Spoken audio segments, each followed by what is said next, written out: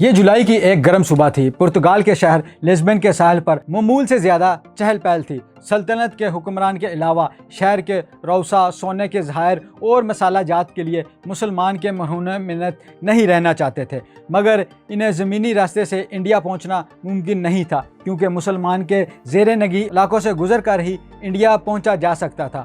مسلمانوں کے یورپ کے مسیحی حکمرانوں سے بہت زیادہ اچھے تعلقات نہیں تھے، اس لیے یورپی سمندری راستے سے انڈیا پہنچنا چاہتے تھے۔ امریکہ کی دریافت کی خبروں نے یورپی حکمرانوں میں ایک نیا جوش و ولولہ پیدا کیا تھا۔ لسبن کے ساحل پر کھڑے 4 جہاز ایکسپلورر اور جہاز راں واسکو ڈے گاما کی قیادت میں روانگی کے لیے تیار تھے۔ یہ ایک مشکل مہم تھی، کیونکہ اس سے قبل یورپ سے سمندر کے راستے انڈیا پہنچنے کی کوئی کوشش کامیاب نہیں ہو سکی تھی۔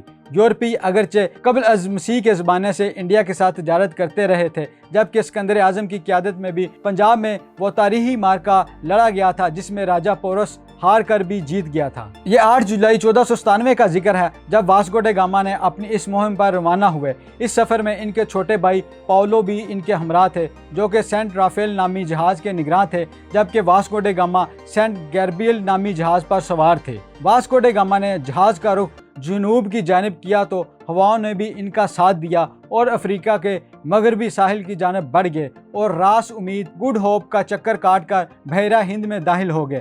مہم جو اور سیاح مارکو پولو اگرچہ شاہراہ ریشم کے ذریعے انڈیا آئے تھے، مگر وہ بحیرہ ہند میں سفر کر چکے تھے۔ بحیرہ ہند کے پانیوں میں پہنچنا واسکو ڈے گاما کی ایک اہم کامیابی تھی، لیکن ان کے لیے امتحان تو اس وقت شروع ہوا جب ان کے ساتھ اس سفر پر جا رہے ان کے کئی ساتھی سکروی نامی بیماری کا شکار ہو گئے۔ یہ بیماری کاربک ایسڈ یا وٹامن سی کی کمی کے باعث لاحق ہوتی ہے۔ اس وقت واسکو ڈے گاما نے موزمبیق میں ٹھہرنے اور سستانے کا فیصلہ کیا، مگر ان کا یہ فیصلہ درست ثابت نہ ہوا، کیونکہ موزمبیق کے سلطان یورپی مہمانوں کی جانب سے دیے جانے والے تحائف سے مطمئن نہ ہو سکے، جس کے باعث دونوں فریقین میں کشیدگی پیدا ہو گئی۔ برطانوی ویب سائٹ لائف سائنس کے مطابق واسکو ڈے گاما کے جہاز ممباسا اور مالیندی میں لنگر انداز ہوئے، جہاں ایک عرب گائیڈ نے اس مہم میں ان کی مدد کرنے پر رضامندی ظاہر کی۔ یہ گائیڈ ممکنہ طور پر معروف عرب جہاز راں احمد ابن ماجد تھے۔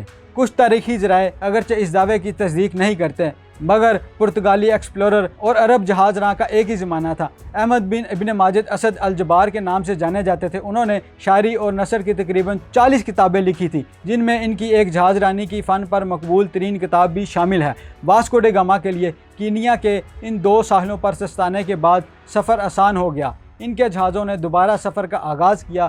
وہ 23 روز تک مسلسل سفر کرتے رہے اور بالآخر 1498 میں کئی مہینوں پر محیط طویل اور مشکل سفر کر کے انڈیا کے ساحلی شہر کالی کٹ موجودہ کوڑیکوڈ پہنچنے میں کامیاب رہے۔ یہ شہر بھارتی ریاست کیرلا کے مالاہار ساحل پر واقع ہے، جہاں مسلمان پہلے ہی پہنچ چکے تھے۔ دلچسپ حقیقت یہ ہے کہ یورپی یہ امید کر رہے تھے کہ مقامی لوگ مسیحی ہوں گے، مگر ان کا یہ اندازہ غلط ثابت ہوا، کیونکہ وہ ہندو تھے۔ تاہم کالی کٹ کے حکمران ان کے ساتھ تجارت کرنے پر تیار ہو گئے۔ دوسری جانب مسلمان تاجروں کو واسکو ڈے گاما کی آمد ایک آنکھ نہ بھائی کاروباری رکاوٹ تھی۔ 20 مئی 1498 کا دن انڈیا کی تاریخ میں ہمیشہ یاد رکھا جائے گا، کیونکہ یہ وہ دن تھا جب برصغیر میں پہلی مرتبہ کسی بھی یورپی نے سمندری راستے سے قدم رکھا تھا، جو آنے والے دنوں میں اس خطے کے برطانوی نو آبادیات کا حصہ بننے میں مددگار ثابت ہوا۔ اکتوبر 1492 میں جمہوریہ جنوا موجودہ اٹلی کے ایکسپلورر کرسٹوفر کولمبس نے امریکہ دریافت کیا تھا۔ وہ سال 1506 میں چل بسے۔ یوں 20 مئی کا دن اس حوالے سے بھی اقوام عالم کی تاریخ میں ایک اہم حیثیت رکھتا ہے۔ واسکو ڈے گاما نے تقریباً 3 ماہ تک کالی کٹ میں قیام کیا، اور جب واپسی کے لیے روانہ ہونے لگے تو ان کو مونسون کے خدشات کے بارے میں آگاہ کیا گیا، مگر وہ مزید رکنے پر تیار نہ ہوئے۔ انہوں نے دوبارہ سفر شروع ہی کیا تھا کہ جب ان کو شدید سمندری طوفان کا سامنا کرنا پڑا۔ ان کو جس سفر میں 3 ہفتے سے کچھ زیادہ لگے تھے، اس پر اب ان کو 3 ماہ سے زیادہ کا وقت لگا۔ اس سفر کے دوران ان کے عملے کے بہت سارے ارکان سکروی کے باعث جان سے گئے، جس کے باعث انہوں نے جہاز سینٹ رافیل کو نظر آتش کرنے کا حکم دیا، کیونکہ اس کو چلانے کے لیے عملہ ہی موجود نہ تھا۔ لائف سائنس لکھتا ہے کہ افریقہ کے مغربی ساحل سے جہاز ایک دوسرے سے الگ ہوئے اور ایک ساتھ لزبن نہیں پہنچے۔ اس سفر کے دوران واسکو ڈے گاما کے چھوٹے بھائی رافیل وفات پا گئے۔ یہ واسکو ڈے گاما کے لیے ایک بڑا دھچکا تھا، اور جب وہ اپنے بھائی کی تدفین کے بعد واپس پرتگال لوٹے تو ان کے طائفے میں شامل دیگر جہاز 1 ماہ قبل ہی واپس پہنچ چکے تھے۔ لائف سائنس پر شائع ہونے والے مضمون کے مطابق انڈیا سے واپسی کے سفر پر واسکو ڈے گاما کے طائفے کو 1 سال سے زیادہ کا وقت لگا۔ وہ طائفے کے 170 ارکان کے ساتھ انڈیا جانے کے لیے روانہ ہوئے تھے، مگر سال 1499 میں ان کی واپسی صرف 54 ارکان کے ساتھ ہوئی، اور وہ واپس پہنچے تو ان کا استقبال ایک ہیرو کے طور پر کیا گیا اور ان کو ایڈمرل کے عہدے پر ترقی دی گئی۔ مسالہ جات کی تجارت پرتگال کے لیے بہت اہمیت رکھتی تھی، جس کے بعد شاہ مینول نے انڈیا کے لیے ایک طائفہ روانہ کیا، مگر اس بار مسلمانوں کی جانب سے سخت مزاحمت کی گئی، جنہوں نے پرتگالیوں کی کالی گھاٹ میں آمد کو قبول نہیں کیا اور مسلمانوں کے ساتھ جنگوں میں 70 پرتگیزی مارے گئے۔ شاہ مینول انڈیا کے حوالے سے بہت پرجوش تھے۔ یہ ان برسوں کی بات ہے جب یورپ مختلف خطوں میں اپنے قدم جمانے کی کوشش کر رہا تھا۔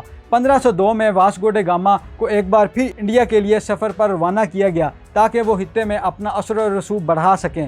وہ لزبن سے 20 مسلح جہازوں کے طائفے کے ساتھ روانہ ہوئے۔ انہوں نے اس سفر کے دوران کالی کٹ تک پہنچنے تک ظلم کی ایک نئی تاریخ رقم کی اور کالی کٹ میں بھی مقامی حکمران کو سرنڈر کرنے پر مجبور کر دیا، جس کے بعد جنوب میں کوچن کی جانب روانہ ہوئے اور مقامی حکمران کے ساتھ اتحاد کرنے میں کامیاب رہے، اور یوں پرتگال مسالہ جات تجارت پر اپنا تسلط قائم کرنے میں کامیاب رہا۔ چنانچہ یہ سوال پیدا ہونا فطرتی ہے کہ کیا واسکو ڈے گاما ایک ہیرو تھے یا ویلن؟ تاریخ ان کو دونوں حوالوں سے یاد رکھتی ہے۔ اس بحث میں جائے بغیر یہ اہم ہے کہ واسکو ڈے گاما کے باعث ہی انڈیا پر یورپیوں اور بالخصوص آنے والے برسوں میں برطانوی قبضے کی راہ ہموار ہوئی، جس کے باعث واسکو ڈے گاما کو ایک بحری قزاق کے طور پر پیش کرنے سے بھی گریز نہیں کیا جاتا، جو تاریخی حوالوں سے بہرحال ثابت نہیں ہوتا۔ واسکو ڈے گاما دوسرے سفر سے واپسی پر پرتگال لوٹے تو وہ انڈیا کے امور پر شاہ مینول کے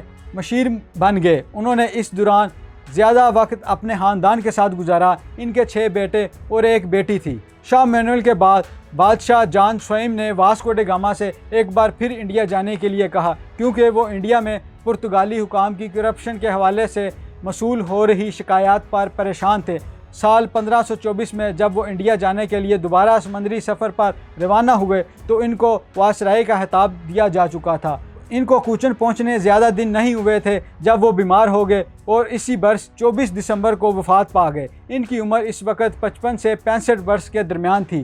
اس حقیقت سے مفرور ممکن نہیں کہ انہوں نے دنیا کی تاریخ میں ایک اہم سنگ میل عبور کیا تھا، جو کہ گلوبلائزیشن کی جانب ہو رہی پیش رفتوں کی ابتدا تھی، اور پرتگال ان کی وجہ سے ایک بڑی نوآبادیاتی قوت بن کر ابھرا، جس کے باعث پرتگال میں واسکو ڈے گاما کو ایک ہیرو کی حیثیت حاصل ہے، اور دوسرے بہت سے ہیروز کی طرح ان کی شخصیت پر بھی خون کے کچھ داغ ہیں جنہیں دھونا آسان نہیں۔